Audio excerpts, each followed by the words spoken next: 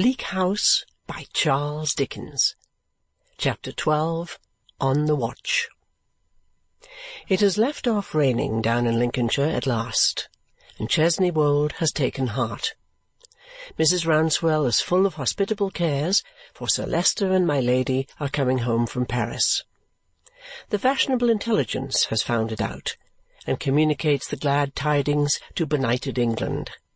It has also found out that they will entertain a brilliant and distinguished circle of the elite of the beau monde. The fashionable intelligence is weak in English, but a giant refreshed in French, at the ancient and hospitable family seat in Lincolnshire. For the greater honour of the brilliant and distinguished circle, and of Chesney Wold into the bargain, the broken arch of the bridge in the park is mended, and the water, now retired within its proper limits and again spanned gracefully, makes a figure in the prospect from the house. The clear cold sunshine glances into the brittle woods and approvingly beholds the sharp wind scattering the leaves and drying the moss. It glides over the park after the moving shadows of the clouds and chases them and never catches them all day. It looks in at the windows and touches the ancestral portraits with bars and patches of brightness never contemplated by the painters. Athwart the picture of my Lady, over the great chimney-piece, it throws a broad bend sinister of light that strikes down crookedly into the hearth and seems to rend it. Through the same cold sunshine and the sharp wind, my Lady and Sir Leicester, in their travelling chariot, my Lady's woman and Sir Leicester's man affectionate in the rumble, start for home. With a considerable amount of jingling and whip-cracking, and many plunging demonstrations on the part of 2 bare-backed horses and 2 centaurs with glazed hats, jack-boots, and flowing manes and tails, they rattle out of the yard of the Hotel Bristol in the Place Vendôme, and canter between the sun and shadow-checkered colonnade of the Rue de Rivoli and the garden of the ill-fated palace of a headless king and queen, off by the Place of Concorde and the Elysian Fields and the Gate of the Star, out of Paris. Sooth to say, they cannot go away too fast, for even here my Lady Dedlock has been bored to death. Concert, assembly, opera, theatre, drive, nothing is new to my Lady under the worn-out heavens.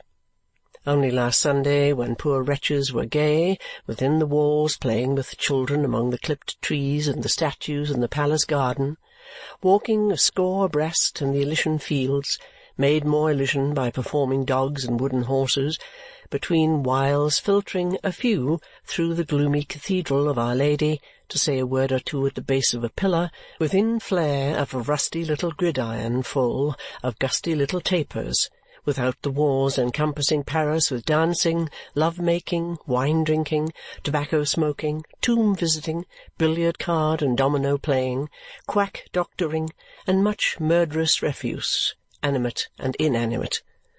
Only last Sunday my Lady, in the desolation of boredom and the clutch of giant despair, almost hated her own maid for being in spirits. She cannot, therefore, go too fast from Paris. Weariness of soul lies before her, as it lies behind. Her Ariel has put a girdle of it round the whole earth, and it cannot be unclasped. But the imperfect remedy is always to fly from the last place where it has been experienced.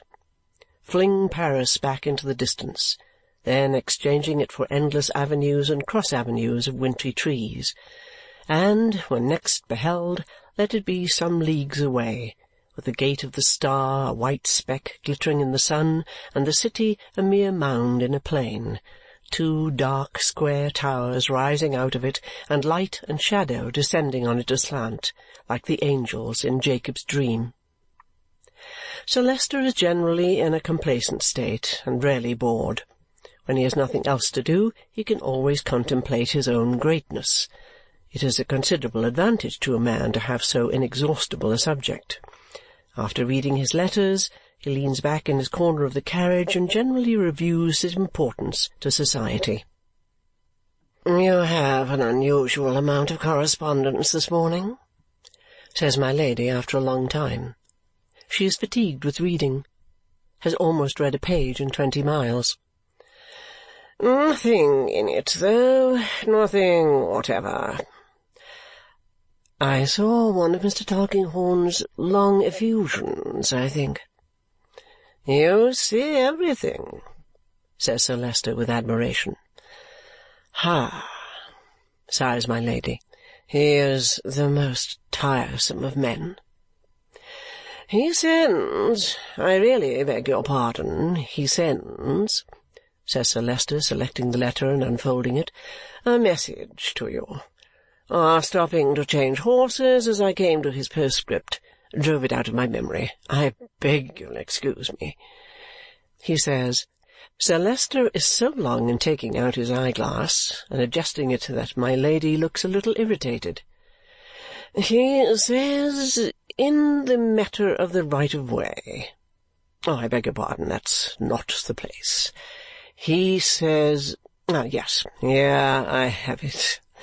He says, 'I beg my respectful compliments to my Lady, who I hope has benefited by the change. Will you do me the favour to mention, as it may interest her, that I have something to tell her on her return in reference to the person who copied the affidavit in the Chancery suit, which so powerfully stimulated her curiosity. I have seen him.'" My Lady, leaning forward, looks out of her window. "That's the message," observes Sir Leicester. "I should like to walk a little," says my Lady, still looking out of her window. "Walk?" repeats Sir Leicester in a tone of surprise. "I should like to walk a little," says my Lady with unmistakable distinctness. "Please to stop the carriage." The carriage is stopped. The affectionate man alights from the rumble, opens the door, and lets down the steps, obedient to an impatient motion of my Lady's hand. My Lady alights so quickly and walks away so quickly that Sir Leicester, for all his scrupulous politeness, is unable to assist her, and is left behind. A space of a minute or two has elapsed before he comes up with her. She smiles, looks very handsome, takes his arm, lounges with him for a quarter of a mile, is very much bored, and resumes her seat in the carriage. The rattle and clatter continue through the greater part of 3 days, with more or less of bell-jingling and whip-cracking, and more or less plunging of centaurs and bare-backed horses. Their courtly politeness to each other at the hotels where they tarry is the theme of general admiration. Though my lord is a little aged for my Lady, says Madam, the hostess of the Golden Ape, and though he might be her amiable father, one can see at a glance that they love each other. One observes my lord with his white hair standing hat in hand to help my Lady to and from the carriage. One observes my Lady, how recognizant of my lord's politeness, with an inclination of her gracious head and the concession of her so genteel fingers. It is ravishing. The sea has no appreciation of great men, but knocks them about like the small fry. It is habitually hard upon Sir Leicester, whose countenance it greenly mottles in the manner of sage cheese, and in whose aristocratic system it effects a dismal revolution. It is the radical of nature to him. Nevertheless, his dignity gets over it after stopping to refit, and he goes on with my Lady for Chesney Wold, lying only one night in London on the way to Lincolnshire. Through the same cold sunlight, colder as the day declines, and through the same sharp wind, sharper as the separate shadows of bare trees gloom together in the woods, and as the ghosts walk, touched at the western corner by a pile of fire in the sky, resigns itself to coming night, they drive into the park. The rooks, swinging in their lofty houses in the elm-tree avenue, seem to discuss the question of the occupancy of the carriage as it passes underneath, some agreeing that Sir Leicester and my Lady are come down, some arguing with malcontents who won't admit it, now all consenting to consider the question disposed of, now all breaking out again in violent debate, incited by one obstinate and drowsy bird who will persist in putting in a last contradictory croak. Leaving them to swing and caw, the travelling chariot rolls on to the house, where fires gleam warmly through some of the windows, though not through so many as to give an inhabited expression to the darkening mass of front.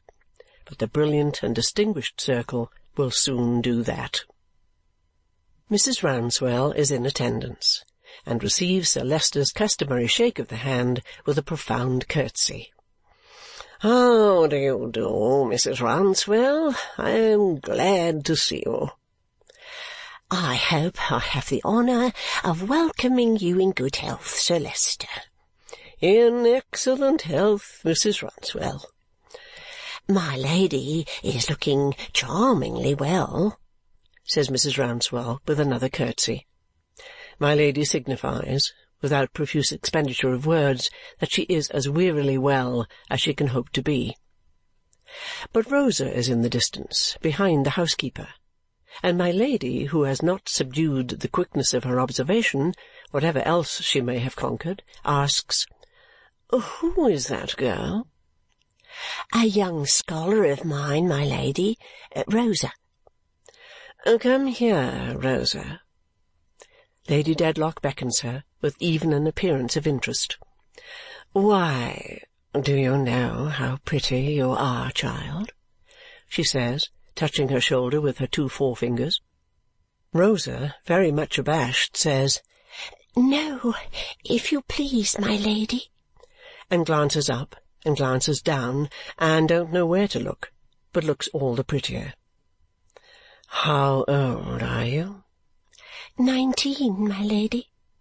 19, repeats my Lady thoughtfully.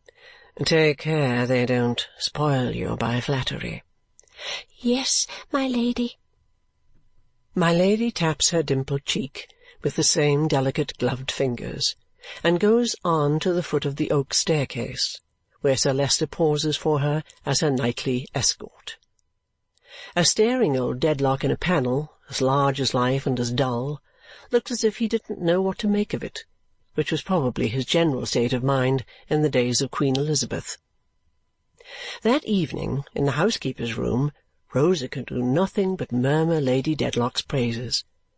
She is so affable, so graceful, so beautiful, so elegant, has such a sweet voice and such a thrilling touch that Rosa can feel it yet.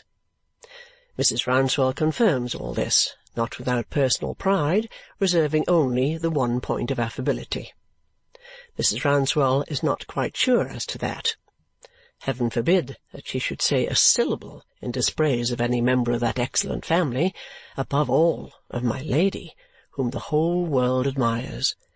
But if my Lady would only be a little more free, not quite so cold and distant, Mrs. Rouncewell thinks she would be more affable.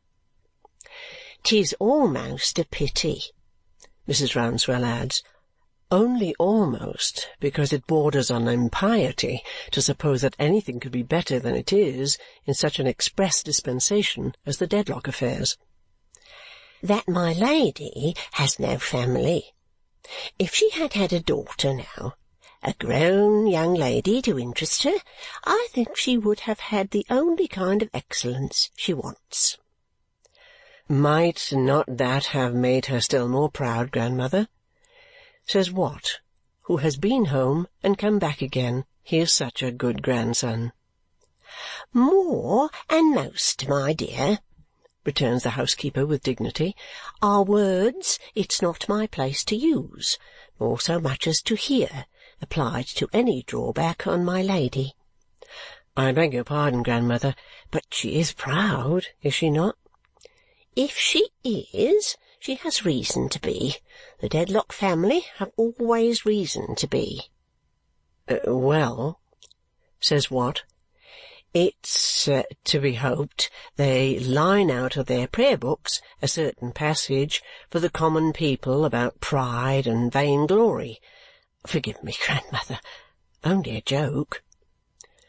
"Sir Leicester and Lady Dedlock, my dear, are not fit subjects for joking." "Sir Leicester is no joke by any means," says Watt, "and I humbly ask his pardon. I suppose, grandmother, that even with the family and their guests down here, there is no objection to my prolonging my stay at the Dedlock Arms for a day or two, as any other traveller might?" "Surely none in the world, child." "I'm glad of that," says Watt, "because I have an inexpressible desire to extend my knowledge of this beautiful neighbourhood." He happens to glance at Rosa, who looks down and is very shy indeed. But according to the old superstition, it should be Rosa's ears that burn, and not her fresh bright cheeks, for my lady's maid is holding forth about her at this moment with surpassing energy. My lady's maid is a Frenchwoman of 32, from somewhere in the southern country about Avignon and Marseille, a large-eyed brown woman with black hair, who would be handsome but for a certain feline mouth and general uncomfortable tightness of face, rendering the jaws too eager and the skull too prominent.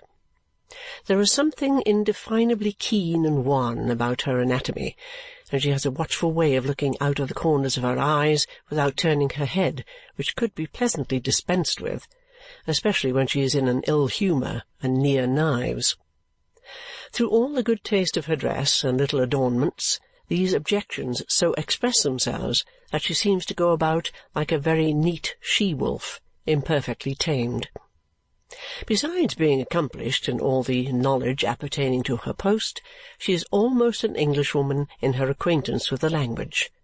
Consequently, she is in no want of words to shower upon Rosa for having attracted my lady's attention, and she pours them out with such grim ridicule as she sits at dinner that her companion, the affectionate man, is rather relieved when she arrives at the spoon stage of that performance. "Ha, ha, ha! She, Hortense, been in my lady's service since 5 years, and always kept at the distance. And this doll, this puppet, caressed, absolutely caressed, by my lady on the moment of her arriving at the house. Ha, ha, ha! And do you know how pretty you are, child? No, my lady, you are right there. And how old are you, child? And take care they do not spoil you by flattery, child. Oh, how droll! It is the best thing altogether." In short, it is such an admirable thing that Mademoiselle Hortense can't forget it.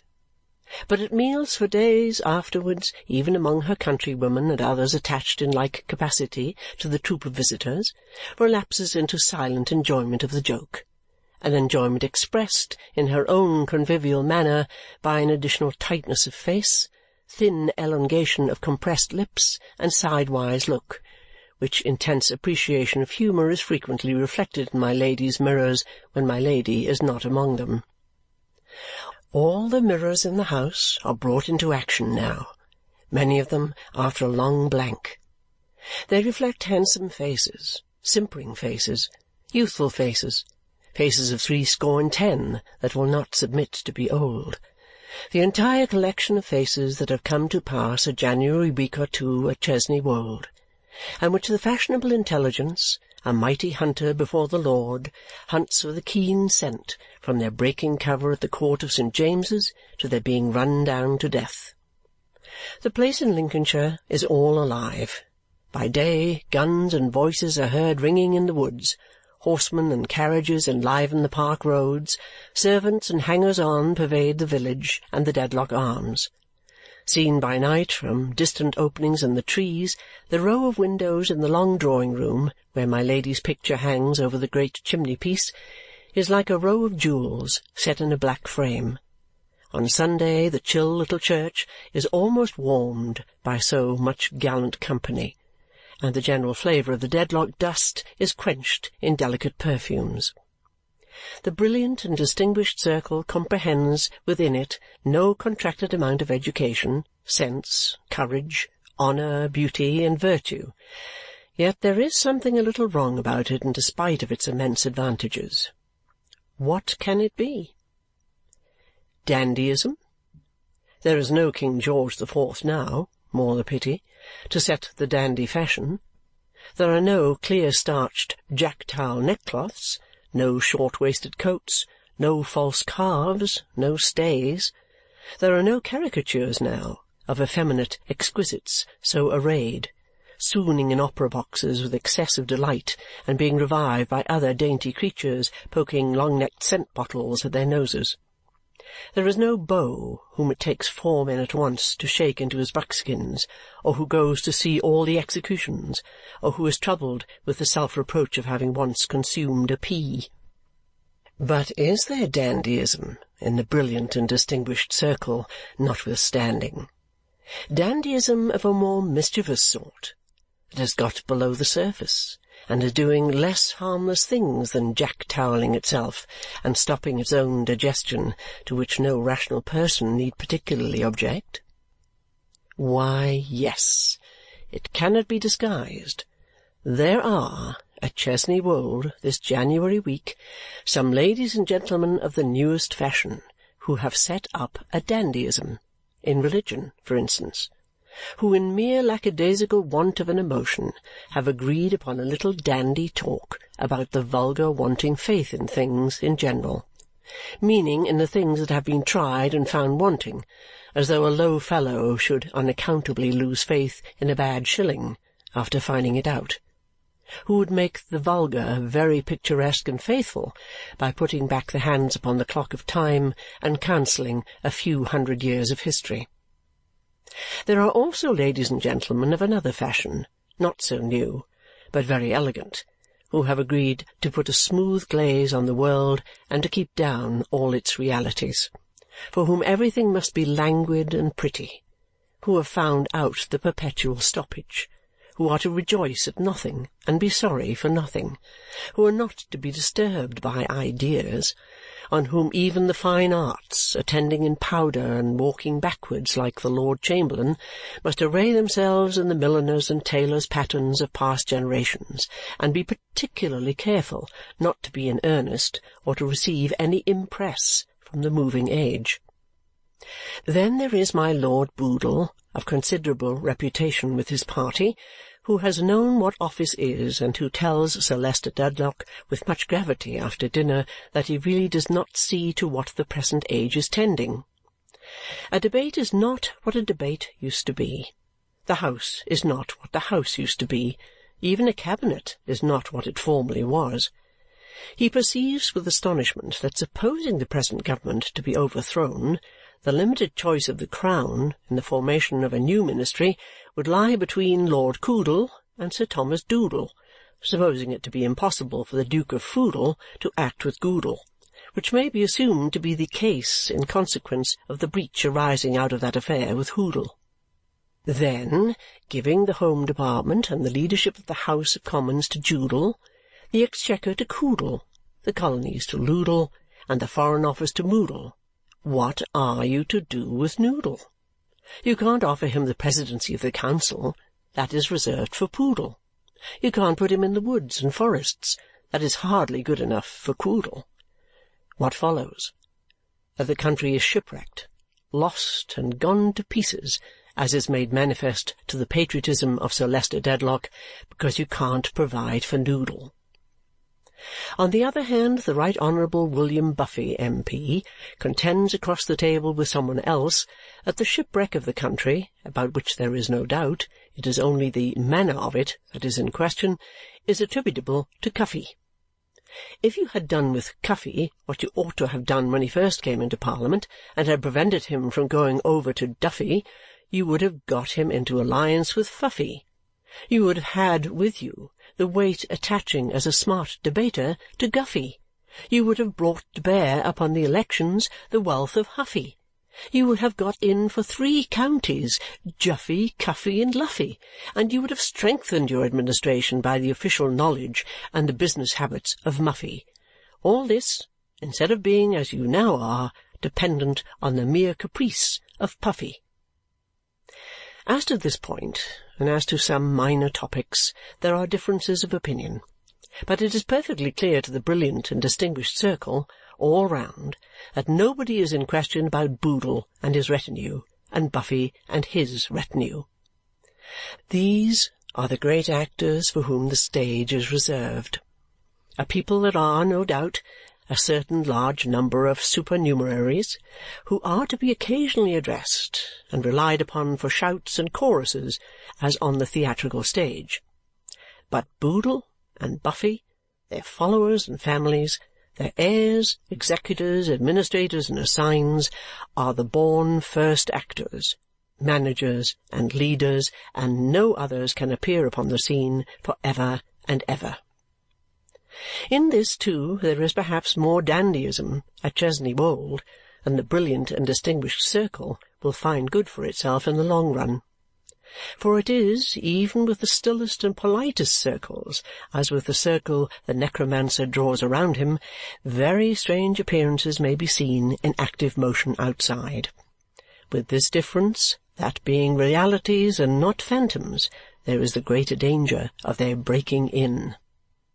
Chesney Wold is quite full anyhow, so full that a burning sense of injury arises in the breasts of ill-lodged ladies' maids, and is not to be extinguished. Only one room is empty. It is a turret chamber of the third order of merit, plainly but comfortably furnished, and having an old-fashioned business air. It is Mr. Tulkinghorn's room, and is never bestowed on anybody else, for he may come at any time. He is not come yet. It is his quiet habit to walk across the park from the village in fine weather, to drop into his room as if he had never been out of it since he was last seen there, to request a servant to inform Sir Leicester that he is arrived in case he should be wanted, and to appear 10 minutes before dinner in the shadow of the library door. He sleeps in his turret with a complaining flagstaff over his head, and has some leads outside on which, any fine morning when he is down here, his black figure may be seen walking before breakfast like a larger species of rook. Every day before dinner, my Lady looks for him in the dusk of the library, but he is not there. Every day at dinner, my Lady glances down the table for the vacant place that would be waiting to receive him if he had just arrived, but there is no vacant place. Every night my Lady casually asks her maid, "Is Mr. Tulkinghorn come?" Every night the answer is, "No, my Lady, not yet." One night, while having her hair undressed, my Lady loses herself in deep thought after this reply, until she sees her own brooding face in the opposite glass, and a pair of black eyes curiously observing her. "Be so good as to attend," says my Lady, then addressing the reflection of Hortense, "to your business. You can contemplate your beauty at another time." "Oh, pardon, it was your ladyship's beauty." "That," says my Lady, "you needn't contemplate at all."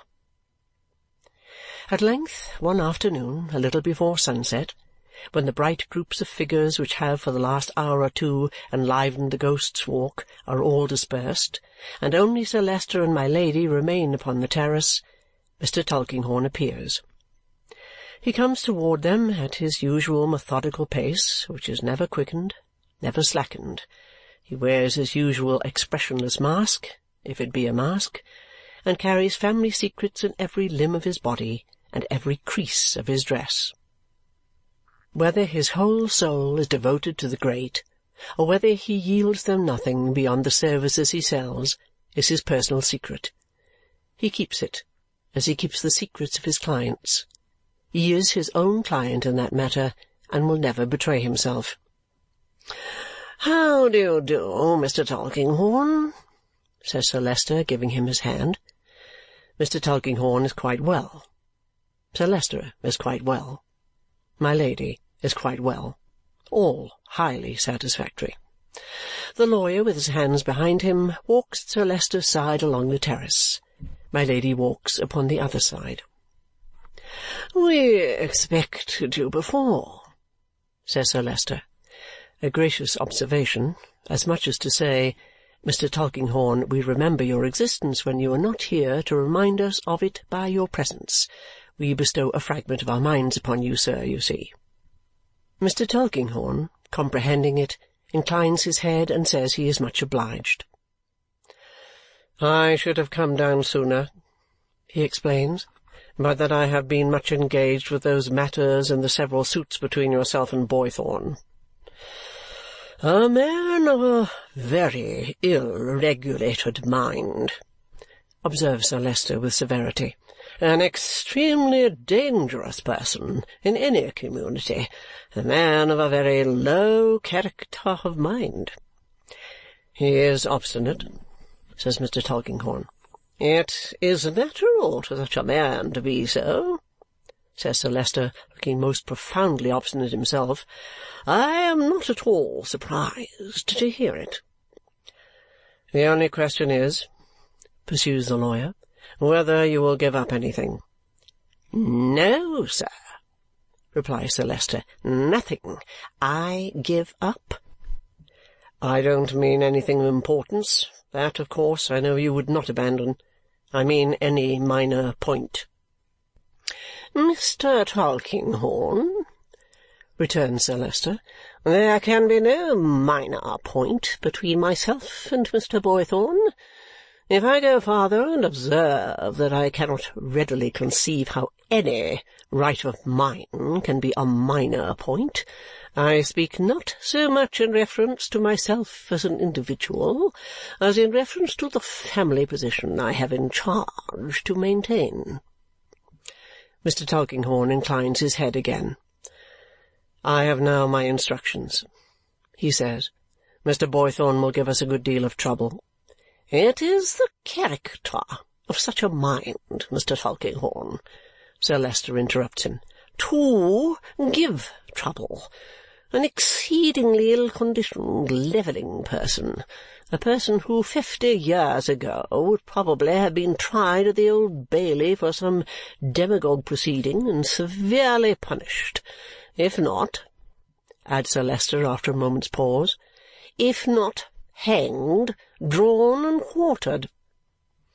Sir Leicester appears to discharge his stately breast of a burden in passing this capital sentence as if it were the next satisfactory thing to having the sentence executed. "But night is coming on," says he, "and my Lady will take cold. My dear, let us go in." As they turn towards the hall door, Lady Dedlock addresses Mr. Tulkinghorn for the first time. "You sent me a message respecting the person whose writing I happened to inquire about. It was like you to remember the circumstances. I had quite forgotten it. Your message reminded me of it again. I can't imagine what association I had with a hand like that, but surely I had some." "You had some?" Mr. Tulkinghorn repeats.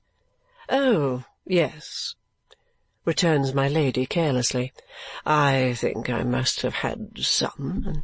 And did you really take the trouble to find out the writer of that actual thing? What is it? Affidavit?" "Yes." "How very odd."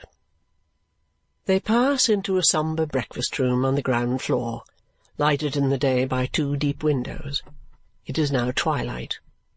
The fire glows brightly on the panelled wall and palely on the window-glass, where, through the cold reflection of the blaze, the colder landscape shudders in the wind, and a grey mist creeps along, the only traveller besides the waste of clouds. My Lady lounges in a great chair in the chimney-corner, and Sir Leicester takes another great chair opposite. The lawyer stands before the fire with his hand out at arm's length, shading his face. He looks across his arm at my Lady. "Yes," he says, "I inquired about the man and found him, and, what is very strange, I found him not to be any out-of-the-way person, I am afraid," Lady Dedlock languidly anticipates. "I found him dead." "Oh, dear me!"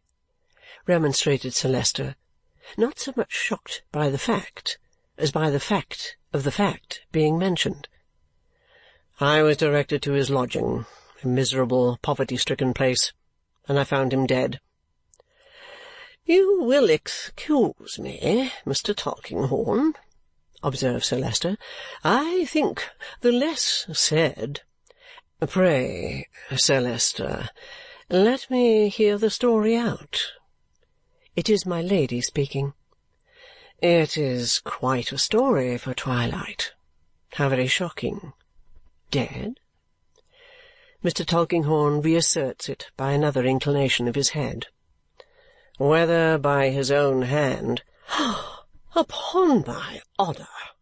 cries Sir Leicester. "Really!" "Do let me hear the story," says my Lady. "Whatever you desire, my dear, but I must say—" "No, you mustn't say. Go on, Mr. Tulkinghorn." Sir Leicester's gallantry concedes the point, though he still feels that to bring this sort of squalor among the upper classes is really. "I was about to say," resumes the lawyer with undisturbed calmness, "that whether he had died by his own hand or not, it was beyond my power to tell you. I should amend that phrase, however, by saying that he had unquestionably died of his own act, though whether by his own deliberate intention or by mischance can never certainly be known. The coroner's jury found that he took the poison accidentally." "And what kind of man," my Lady asks, "was this deplorable creature?" "Very difficult to say," returns the lawyer, shaking his head. "He had lived so wretchedly, and was so neglected, with his gipsy colour and his wild black hair and beard, that I should have considered him the commonest of the common. The surgeon had a notion that he had once been something better, both in appearance and condition." "What did they call the wretched being?" "They called him what he had called himself, but no one knew his name." "Not even any one who had attended on him?"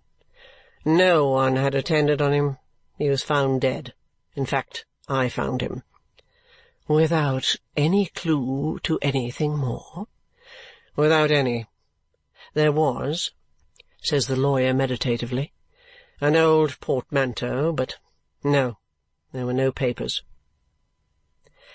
During the utterance of every word of this short dialogue, Lady Dedlock and Mr. Tulkinghorn, without any other alteration in their customary deportment, have looked very steadily at one another, as was natural, perhaps, in the discussion of so unusual a subject. Sir Leicester has looked at the fire, with the general expression of the Dedlock on the staircase. The story being told, he renews his stately protest, saying that as it is quite clear that no association in my Lady's mind can possibly be traceable to this poor wretch, unless he was a begging letter-writer, he trusts to hear no more about a subject so far removed from my Lady's station. "Certainly a collection of horrors," says my Lady, gathering up her mantles and furs, "but they interest one for the moment. Have the kindness, Mr. Tulkinghorn, to open the door for me." Mr. Tulkinghorn does so with deference and holds it open while she passes out. She passes close to him with her usual fatigued manner and insolent grace. They meet again at dinner, again, next day, again, for many days in succession. Lady Dedlock is always the same exhausted deity, surrounded by worshippers, and terribly liable to be bored to death, even while presiding at her own shrine. Mr. Tulkinghorn is always the same speechless repository of noble confidences, so oddly out of place and yet so perfectly at home. They appear to take as little note of one another as any two people enclosed within the same walls could. But whether each ever more watches and suspects the other, ever more mistrustful of some great reservation, whether each is ever more prepared at all points for the other, and never to be taken unawares, what each would give to know how much the other knows, all this is hidden for the time in their own hearts. End of chapter 12.